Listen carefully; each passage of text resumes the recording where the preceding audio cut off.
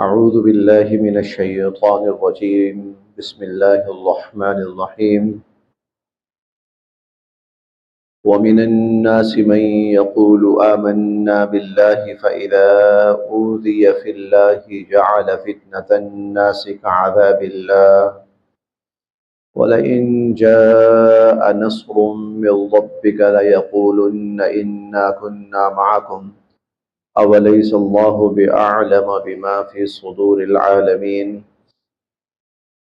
ومن الناس اور لوگوں میں سے وہ بھی ہے من یقول جو کہتا ہے آمنا ہم ایمان لائے باللہ اللہ پر.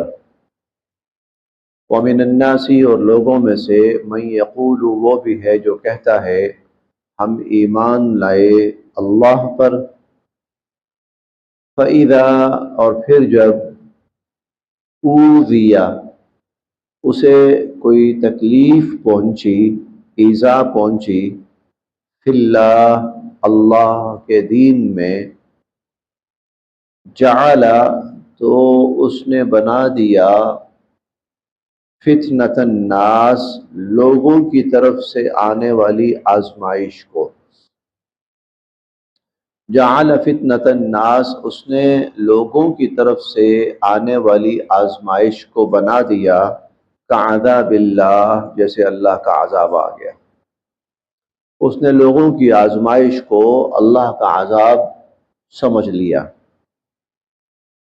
وَلَئِنْ اور اگر جاء آئی نصر مدد فتح من ربک آپ کے رب کی طرف سے، اور اگر آپ کے رب کی طرف سے مدد اور فتح آئی لَيَقُولُنَّ تو پھر وہ کہے گا اِنَّا ہم بھی تو کُنَّا تھے معکم تمہارے ساتھ، اِنَّا کُنَّا معکم ہم بھی تو تمہارے ساتھ تھے.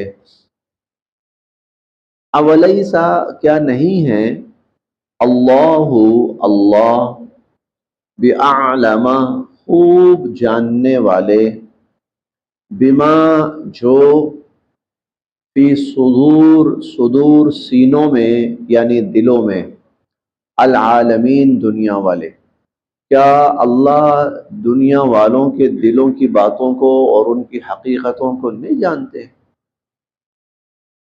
کل جب سورت شروع ہوئی تھی تو اس کے آغاز میں یہ بات ہم پڑھ چکے ہیں کہ اس سورہ مبارکہ میں اللہ رب العزت نے اہل ایمان پر آنے والی آزمائشوں کا تذکرہ کیا. اور آزمائش اس لیے آتی ہے تاکہ کھرا اور کھوٹا جو ہے وہ سامنے آ جائے. اور یہ امتحان اور آزمائش میں ہی پتہ چلتا ہے. تو ہمارے ہاں اردو میں ایک جملہ مشہور ہے کہ چوری کھانے والے مجنوں اور ہوتے ہیں اور خون دینے والے مجنوں اور ہوتے ہیں. تو وہ جو چوری کھانے والے مجنوں ہوتے ہیں نا، قرآن ان کو بیان کر رہا ہوں، ان کو بھی ظاہر کرتا ہے. پتہ لگتا ہے کہ یہ لوگ مخلص نہیں ہیں، یہ صرف مفاد پرست ہیں اور فائدے کے وقت تو یہ کھڑے ہو جاتے ہیں جناب ہمارا یہ کردار ہے اور ہم نے تو اسلام کے لیے یہ خدمات انجام دی ہیں. لیکن جب کوئی مشکل آتی ہے اور قربانی کا وقت آتا ہے تو یہ بھاگ جاتے ہیں. اب یہاں سے ان کا تذکرہ اللہ پاک شروع کر رہے ہیں تاکہ ان لوگوں کو، ایسے لوگوں کو کبھی بھی اسلام کا خیرخواہ نہ سمجھا جائے. ایسے لوگوں کو کبھی بھی اسلام کا خیرخواہ نہ سمجھا جائے کہ جو مشکل وقت پڑنے پر بھاگ جاتے ہیں اور جب فائدہ اٹھانے کا وقت ہوتا ہے تو پھر وہ، ہم 22ویں پارے میں پڑھیں گے سَلَقُوكُمْ بِأَلْسِنَةٍ حِدَادٍ، تو پھر تیز زبانوں کے ساتھ، کینچی جیسی زبانوں کے ساتھ تمہارے پاس آ ملتے ہیں. تو وَمِنَ النَّاسِ تو وہ بھی ہے، لوگوں میں سے وہ بھی ہے مَن یقول جو کہتا ہے آمنا باللہ ہم ایمان لائے اللہ پر. فَإِذَا أُوذِيَ فِي اللَّهِ پھر جب اسے اللہ کی راہ میں کوئی ایذا پہنچتی ہے جعل فتنۃ الناس، اور ظاہر ہے کہ یہ ایذا لوگوں کی طرف سے پہنچتی ہے، لوگوں کی طرف سے تکالیف آتی ہیں تو لوگوں کی طرف سے آئی ہوئی تکالیف کو جعل فتنۃ الناس کعذاب اللہ، وہ ایسے سمجھتا جیسے اللہ کا عذاب آ گیا اس پر۔ وَلَئِنْ جَاءَ نَصْرٌ مِّن رَّبِّكَ، اور اگر آپ کے رب کی طرف سے مدد آ جائے، رحمت آ جائے، فتح آ جائے، مسلمان خوشحالی میں آ جائیں، کامیابیاں سمیٹنا شروع کر دیں مسلمان، لَيَقُولُنَّ، تو پھر یہی شخص کہتا ہے اِنَّا كُنَّا مَعَكُمْ، جناب ہم بھی تو تمہارے ساتھ تھے۔ اولیس اللہ، کیا نہیں ہے اللہ بعالم، جاننے والا، بما فی صدور العالمین، جو لوگوں کے دلوں میں، کیا اللہ لوگوں کے دلوں کی باتوں کو نہیں جانتے؟ وَلَيَعْلَمَنَّ، ضرور بالضرور نمایاں کریں گے اللہ الذین، ان لوگوں کو، آمنوا، جو ایمان لائے۔ وَلَيَعْلَمَنَّ اللَّهُ الَّذِينَ آمَنُوا، جو ایمان لائے اللہ ان کو نمایاں کریں گے۔ وَلَيَعْلَمَنَّ، اور اللہ ضرور بالضرور نمایاں کریں گے، المنافقین، منافقوں کو بھی، منافقوں کو بھی، یعنی مشکل میں جو ساتھ چھوڑ دینے والے ہیں اور اسلام کے لیے کوئی محنت یا کوشش یا قربانی دینے والے نہیں ہے، اللہ ان کو بھی نمایاں کرے گا۔ وقال، اور کہنے لگے، الذین کفروا، کافر، وقال الذین کفروا، اور کافر کہنے لگے، للذین آمنوا، ایمان والوں سے، کافر کہنے لگے ایمان والوں سے، اتبعوا، تم اختیار کرو، سبیلنا، ہمارا راستہ، ہمارا طریقہ، اتبعوا سبیلنا، ہمارا طریقہ اختیار کرو، ہمارے طریقے پہ چلو، ہمارے طور طریقے، ہمارے مذہب، ہمارے دین پہ چلو۔ ولنحمل، ہم اٹھائیں گے، خطایاکم، تمہارے گناہوں کا بوجھ۔ تم کہتے ہو نا اگر ہم نے اسلام چھوڑا، ہم کفر پہ آئے تو کل قیامت والے دن ہمیں عذاب بھگتنا پڑے گا، اس کا بوجھ اٹھانا پڑے گا۔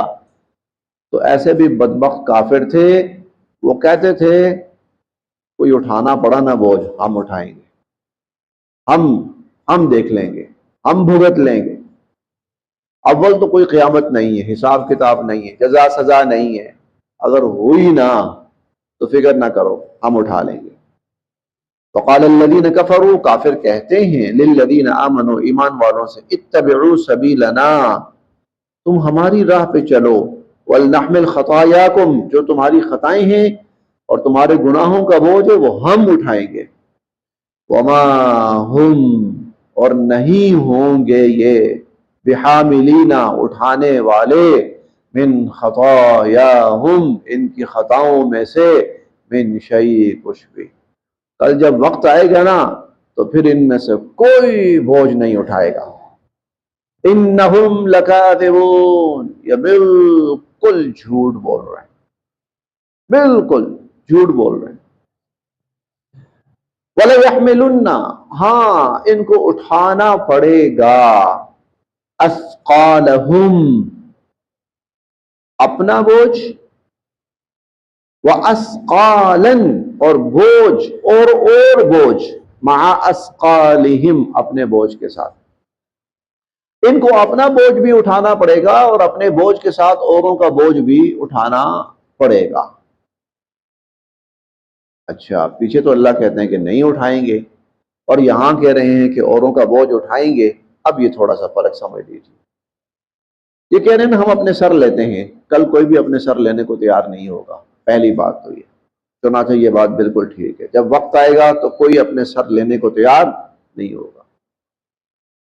دوسری بات، جو دنیا کے اندر کسی کو گمراہ کرے گا، اب ظاہر ہے کہ وہ خود گمراہ ہے اس لیے دوسروں کو گمراہ کر رہا ہے، تو جہاں اسے اپنی گمراہی کا وبال چکھنا پڑے گا، وہاں اس کو دوسروں کو گمراہ کرنے کا وبال بھی چکھنا پڑے گا، اسے دگنا عذاب ہوگا، اسے دگنا عذاب ہوگا، اپنی گمراہی کا بھی اور دوسروں کو گمراہ کرنے کا بھی۔ لہذا وَلَيَحْمِلُنَّ أَثْقَالَهُمْ، یہ بوجھ اٹھائیں گے اپنا، یہ خود گمراہ تھے، خود برے تھے، وَأَثْقَالًا مَعَ أَثْقَالِهِمْ، اور اپنے بوجھ کے ساتھ اوروں کا بوجھ بھی اٹھائیں گے جن کو گمراہ کیا انہوں نے۔ خوشی سے نہیں اٹھائیں گے، اٹھانا پڑے گا، آنا پڑے گا، بھگتنا پڑے گا، وہ جو سزا اللہ تعالیٰ کی طرف سے وہ ان کو ملے گی۔ وَلَيُسْأَلُنَّ، اور ضرور بالضرور ان سے پوچھا جائے گا یوم القیامت، قیامت کے دن، عما، اس بارے میں، کانوا یفترون، جو یہ جھوٹ بولا کرتے تھے دنیا میں، جیسے ہم اٹھا لیں گے، ہم یہ کر لیں گے، ہم وہ کر لیں گے، تو پھر قیامت کے دن اللہ ان سے پوچھیں گے، ہاں جناب تشریف لائیے نا، آئیں اٹھاؤ اب۔ اور ہم یہ بھی پڑھ چکے ہیں کہ جن کو اللہ کے ساتھ معبود بنایا گیا وہ خود برات کریں گے، یا اللہ ہمارا کوئی لینا دینا نہیں، یا اللہ ہمارا کوئی تعلق نہیں، انہوں نے جو کیا ان کا معاملہ۔ وَلَقَدْ، اور یقیناً، ارسلنا، ہم نے بھیجا، نوحًا، حضرت نوح علیہ السلام کو، وَلَقَدْ ارسلنا نوحًا، اب یہاں سے انبیاء علیہ السلام کے کچھ واقعات کا تذکرہ چل رہا ہے۔ اور یہ کیوں چل رہا ہے؟ یہ وہی سلسلہ ہے کہ دیکھو، جب انبیاء علیہ السلام تشریف لاتے تھے اور اللہ کا دین انسانوں کو پہنچاتے تھے نا، تو پھر آزمائشیں آتی تھی، پھر آزمائش سے گزرتے تھے، انبیاء بھی گزرتے تھے اور ان کی قومیں بھی گزرتی تھی، ان پر ایمان لانے والے بھی گزرتے تھے، لیکن اس کے ساتھ ساتھ یہ بھی ہے کہ پھر اس آزمائش کے اندر انبیاء علیہ السلام اور ایمان والے سرخرو بھی ہوتے تھے۔ چنانچہ وَلَقَدْ ارسلنا، اور ہم نے بھیجا، نوحًا، حضرت نوح علیہ السلام کو، اِلَىٰ قَوْمِهِ، اپنی قوم کی طرف، فَلَبِثَ، پس وہ رہے، فِيهِمْ، ان میں، أَلْفَ سَنَةٍ، 1000 سال، 1000 سال، الا، مگر، 50 عاما، 50 سال، 1000 سال مگر 50 سال، یعنی 50 کم 1000 سال، 50 کم 1000 سال۔ یہ جو حساب کتاب کے اندر وہ جو آتا ہے نا، مائنس کا فارمولہ جو آتا ہے نا، وہ انسان نے یہیں سے لیا ہے، الا، 1000 میں سے 50 مائنس، 1000 میں سے الا 50 عاما، 1000 میں سے 50 مائنس، فَلَبِثَ فِيهِمْ أَلْفَ سَنَةٍ إِلَّا 50 عاما، تو وہ 950 سال اپنی قوم کے اندر رہے۔ فَأَخَذَهُمْ، بس ان کو آ پکڑا، الطوفان، طوفان نے، وَهُمْ ظَالِمُونَ، اور وہ ظالم تھے۔ اب عمر نہیں بتائی کل، یہ عمر نہیں ہے ان کی، 950 سال حضرت نوح علیہ السلام کی عمر نہیں ہے، بلکہ 950 سال تو وہ وقت ہے جو انہوں نے اپنی قوم کے اندر بطور تبلیغ کے گزارا ہے۔ پھر اس تبلیغ سے قبل ان کی عمر اور قوم کے تباہ ہونے کے بعد ان کی عمر، یہ الگ ہے، یہ الگ ہے۔ 950 سال تو صرف ان کا تبلیغ کا عرصہ ہے۔ اب اندازہ لگائیے کہ اس شخص کے اوپر کیا کچھ نہیں بیتا ہوگا جس نے 950 سال اپنی قوم کو اللہ کا پیغام، اللہ کا دین پہنچایا، لیکن قوم نہیں مانی، قوم ایمان نہیں لائی۔ فَأَنْجَيْنَاهُ، پھر ہم نے حضرت نوح علیہ السلام کو نجات دی، وَأَصْحَابَ السَّفِينَةِ، اور کشتی میں ان کے ساتھ جتنے لوگ تھے، کشتی والے جتنے بھی تھے، ہم نے ان سب کو نجات دی، وَجَعَلْنَاهَا، اور بنایا ہم نے اس کشتی کو، آیتن، اپنی قدرت کی ایک نشانی، للعالمین، دنیا والوں کے لیے، ہم نے اسے دنیا والوں کے لیے اپنی قدرت کی ایک نشانی بنایا۔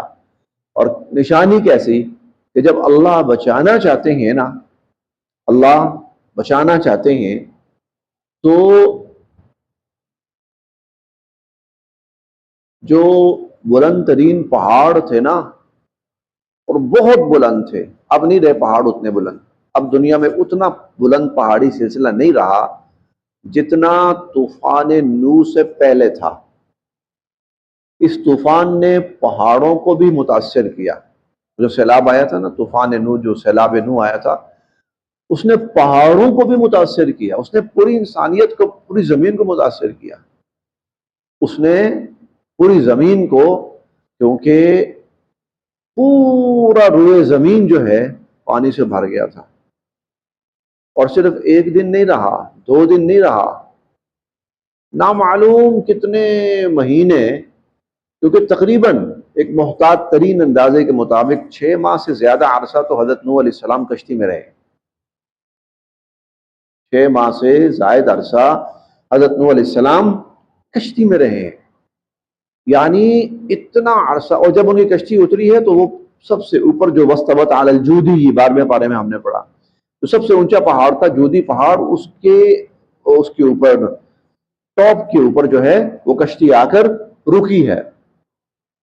تو اس سیلاب نے ساری روئے زمین کو ایک دفعہ زیرو کر دیا تھا، ملیا میٹ کر دیا، سب کچھ ختم کر دیا، پیچھے کچھ بھی نہیں بچا.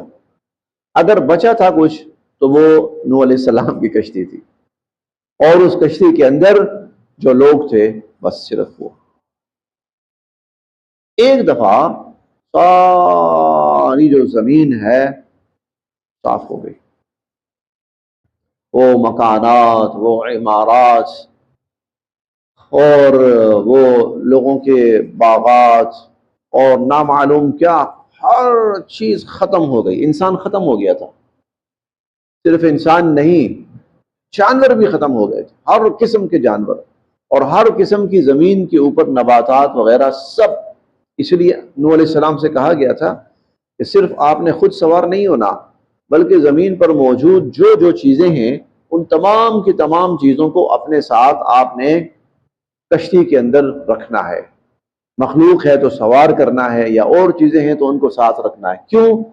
جب آپ اتریں گے تو زمین ختم ہو چکی ہوگی ایک دفعہ.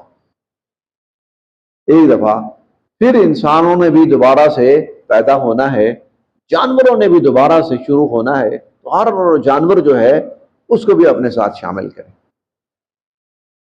اب وہ جو کشتی تھی، سمجھیے کہ دنیا بس وہی تھی، جہان وہی تھا. وہ کشتی جو تھی وہی جہان تھا. اسی میں کھانا پینا تھا، اسی میں سونا جاگنا تھا، اسی میں اٹھنا بیٹھنا تھا، اسی میں عبادات تھی، اسی میں توبہ استغفار تھی، سبھی کچھ اسی میں تھا. اور انسان بھی اسی میں تھے، اور جانور بھی اسی میں تھے، اور نباتات بھی اسی میں. وَجَعَلْنَاهَا آیَةً لِّلْعَالَمِينَ. اور اس کشتی کو ہم نے جہان والوں کے لیے ایک نشانی بنایا. وَإِبْرَاهِيمَ. اور اسی طرح حضرت ابراہیم علیہ السلام، اذ قال، جب آپ نے فرمایا، لقومہ، اپنی قوم سے، اعبدوا اللہ، اللہ کی بندگی کرو، واتقوا، اور اس کی نافرمانی سے ڈرو، ذالکم، یہ خیر، بہت بہتر ہے، لکم، تمہارے لیے، یہ تمہارے لیے بہت بہتر ہے، ان کنتم تعلمون، اگر تم اس بات کو جانو. انما تعبدون، بے شک تم جن کو پوجتے ہو نا، من دون اللہ، اللہ کو چھوڑ کر، اللہ کو چھوڑ کر جن کو تم پوجتے ہو نا، اوثانا، وہ تو بے جان بت ہیں. اوثان وثن کی جمع ہے، بے جان بت ہیں. وتخلقون، اور جو کچھ تم خود بناتے ہو نا، یعنی اپنے ہاتھوں سے معبود بناتے ہو، افکا، وہ تو نرا جھوٹ ہے، وہ نرا جھوٹ ہے.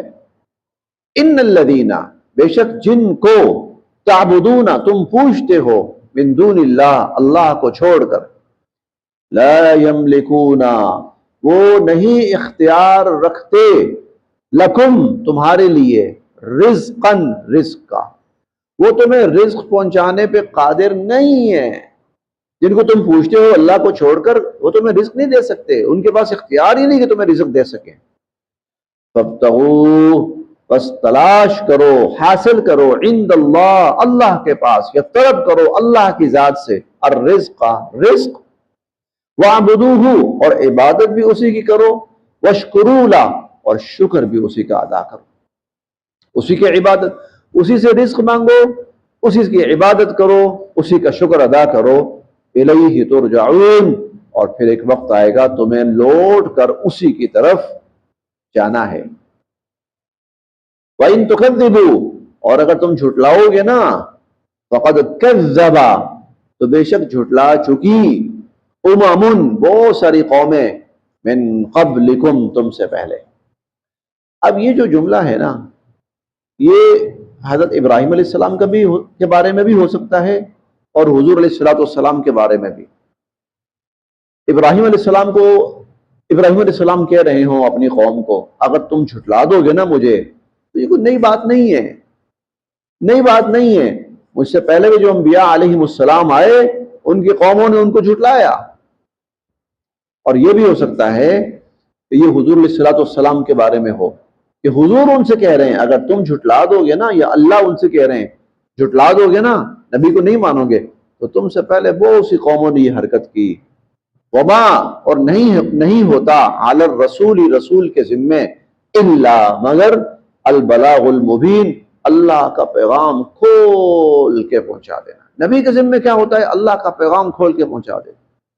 اگر تم نبی کو نہیں مانو گے نا تو اصل میں تمہاری لڑائی نبی کے ساتھ نہیں ہے، پھر تمہارا معاملہ اللہ کے ساتھ۔ اسی لیے پیغام پہنچانے کے بعد نبی سے کہا جاتا ہے کہ اب ان سے کہیے تم بھی انتظار کرو اور میں بھی انتظار کرتا ہوں، اور پھر جب قوم کا خاتمہ ہونے لگتا ہے تو نبی سے کہا جاتا ہے آپ تشریف لے جائیے، اب آپ یہاں سے ہجرت فرما دیں، چلے جائیں یہاں سے۔ اولم کیا نہیں، یرو یہ لوگ دیکھتے، کیفا کیسے، یبدئ اللہ ابتداءً اللہ الخلق پیدا فرماتے ہیں۔ اولم یرو کیا یہ لوگ دیکھتے نہیں، کیف یبدئ اللہ الخلق، ابتداءً اللہ کس طرح چیزوں کو پیدا فرماتے ہیں، ثم اور پھر یعیدہ اللہ ان کو دوبارہ زندہ فرمائیں گے، اور ان ذالک بے شک ایسا کرنا علی اللہ اللہ پر یسیر بڑا آسان ہے، دوبارہ پیدا کرنا اللہ کے لیے بڑا آسان ہے۔ قل اور آپ ان سے یہ بھی کہیے، سیرو چلو پھرو، فی الارض زمین میں چلو پھرو، فانظرو جاؤ دیکھو، کیفا کیسے، بدأ الخلق اللہ نے چیزوں کو ابتداءً پیدا کیا، ثم پھر اللہ ینشئ پیدا کرے گا النشأۃ الآخرہ دوبارہ۔ یعنی ایک چیز جو تم مان رہے ہو کہ ابتداءً پہلی دفعہ سب کچھ اللہ نے پیدا کیا ہے، اس کا مطلب یہ کہ اللہ کے پاس قدرت ہے کہ وہ پیدا کر سکتا ہے، اس نے پیدا کی۔ بلکہ وَلَئِن سَأَلْتَهُم مَّنْ خَلَقَ السَّمَاوَاتِ وَالْأَرْضَ آپ ان سے پوچھیں آسمانوں اور زمینوں کو کس نے پیدا کیا، لَيَقُولُنَّ اللَّهُ کہیں گے اللہ نے پیدا کیا۔ وَلَئِن سَأَلْتَهُم مَّنْ خَلَقَهُم ان سے پوچھیں تمہیں کس نے پیدا کیا، لَيَقُولُنَّ اللَّهُ کہیں گے اللہ نے پیدا کیا۔ وَلَئِن سَأَلْتَهُم اور اگر آپ ان سے پوچھیں یہ سورج، یہ ستارے، یہ سیارے، یہ سب کچھ چاند کس نے پیدا کیا، لَيَقُولُنَّ اللَّهُ کہیں گے اللہ نے۔ وَلَئِن سَأَلْتَهُم مَّن يُدَبِّرُ الْأَمْرَ اچھا پھر یہ بتاؤ پیدا کیا ہے، چلا کون رہا ہے، تو لَيَقُولُنَّ اللَّهُ کہیں گے چلا بھی اللہ ہی رہا ہے۔ اب اگر اللہ پہلی دفعہ پیدا کرنے پہ قادر ہیں تو اللہ خود کہہ رہے ہیں کہ میں دوبارہ بھی پیدا کر سکتا ہوں اور میں کروں گا، تو اس میں نہ ماننے والی کون سی بات ہے، اس میں حیرانگی والی کون سی بات ہے، میں تعجب والی کون سی بات ہے۔ ایک کمپنی آج انسان جو ہے ایک کمپنی ایک پروڈکٹ بناتی ہے تو کمپنی کہتی ہے کہ یہ پروڈکٹ ہم 50,000 دفعہ دوبارہ بنا سکتے ہیں، ہمارے پاس اس کا مٹیریل، اس کا ڈیزائن سب کچھ ہمارے پاس ہے۔ تو حیران کن بات یہ ہے کہ انسان کہتا ہے کہ اللہ تو ایک دفعہ پیدا کر چکا ہے لیکن دوبارہ نہیں پیدا کرے گا، وہ نہیں کر سکتا دوبارہ۔ قل آپ ان سے کہیے سیرو چلو پھرو فی الارض زمین میں، فانظروا پھر دیکھو کیف بدأ الخلق اللہ نے کیسے چیزوں کو ابتداءً پیدا کیا، ثم اللہ ینشئ النشأۃ الآخرہ پھر اللہ دوبارہ بھی پیدا کریں گے۔ ان اللہ اور بے شک اللہ تعالی علی کل شیء ہر چیز پر قدیر قادر ہے۔ یعذب سزا دیتا ہے یا سزا دے گا، من یشاء جسے چاہے گا، ویرحم اور رحم کرے گا، من یشاء جس پر چاہے گا، جس کو چاہے گا، جس پہ چاہے گا رحم کرے گا، وَإِلَيْهِ اور اسی کی طرف تقلبون تم لوٹائے جاؤ گے، تم سب اسی کی طرف پھیرے جاؤ گے یا اسی کی طرف لوٹائے جاؤ گے۔ وما اور سن لو، وما اور نہیں ہو انتم تم بمعجزین اللہ کو بے بس کر سکنے والے، یعنی اللہ قیامت لانا چاہے تمہاری مجال نہیں کہ روک سکو۔ وما انتم بمعجزین فی الارض اللہ کو تم زمین میں بے بس نہیں کر سکتے، نہیں روک سکتے، ولا فی السماء اور نہ ہی آسمانوں میں، اللہ یہ زمینیں بھی توڑے گا، اللہ یہ آسمان بھی توڑے گا، نہ تم زمینیں توڑنے سے اللہ کو روک سکتے ہو، نہ آسمان توڑنے سے۔ وما لکم، اور نہیں ہوگا تمہارے لیے، من دون اللہ، اللہ کے سوا، من ولی، کوئی کارساز، ولا نصیر، اور نہ ہی کوئی مددگار۔ اور تمہارا اللہ کے سوا نہ کوئی کارساز ہوگا اور نہ ہی کوئی مددگار ہوگا۔ بس یہاں تک۔ یہ ابھی تقریر چل رہی ہے حضرت ابراہیم علیہ السلام کی، اور پھر آگے ہم پڑھیں گے کہ جب انہوں نے اپنی قوم کو ہر طرح سے سمجھایا اور پیغام پہنچایا اللہ کا، تو نتیجتاً یہ ہوا کہ قوم نے فیصلہ کیا کہ ابراہیم علیہ السلام کو آگ میں ڈال دیا جائے۔ تو یوں آزمائشیں آئی ہیں انبیاء علیہ السلام پر، اور اسی طرح اے ایمان والو تم پر بھی آزمائشیں آ رہی ہیں، لیکن بالآخر ایمان والے سرخرو اور کامیاب ہوں۔ صدق اللہ علیہ وسلم۔